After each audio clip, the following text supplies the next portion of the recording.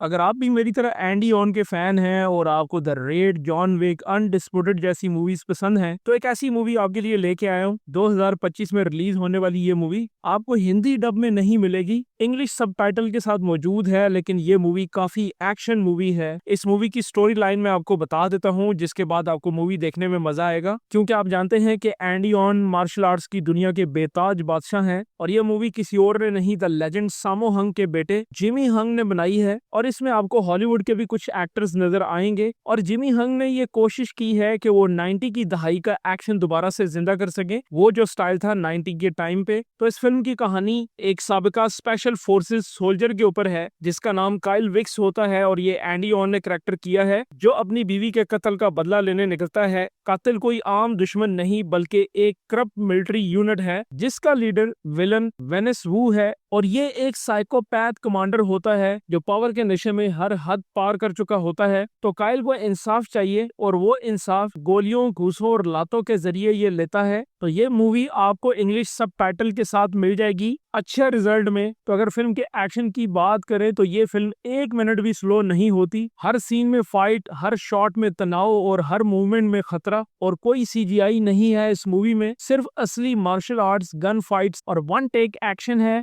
Andy on से तो आप सब वाकिफ ही होंगे, लेकिन वेनिस वू आप नहीं जानते होंगे। ये एक पुराना चॉकलेटी हीरो है, मगर इस बार इतना खतरनाक और पागल लगता है कि कई सीन्स में वो एंडी ऑन को भी पीछे छोड़ देता है। तो ये मूवी बिग स्क्रीन पे रिलीज नहीं हुई है, ये एक फेमस चाइनीज स्ट्रीमिंग प्लेटफॉर्म पे रिलीज हुई है, जिसे iQIYI कहते हैं, जिसे आप चाइना का नेटफ्लिक्स भी कह सकते हैं, Amazon प्राइम है जैसे डिज्नी प्लस है। तो बिल्कुल ये वैसे ही एक स्ट्रीमिंग वेबसाइट है। नेक्स्ट वीडियो में कुछ और जबरदस्त एक्शन मूवीज में आपके साथ शेयर करने वाला हूँ। चैनल को सब्सक्राइब करें, बेल आइकन के बटन को दबाइए ताकि नोटिफिकेशन आपको मिल जाए, और वीडियो अच्छी लगे तो लाइक करें। मिलते हैं नेक्स्ट वीडियो में, तब तक के लिए इजाजत।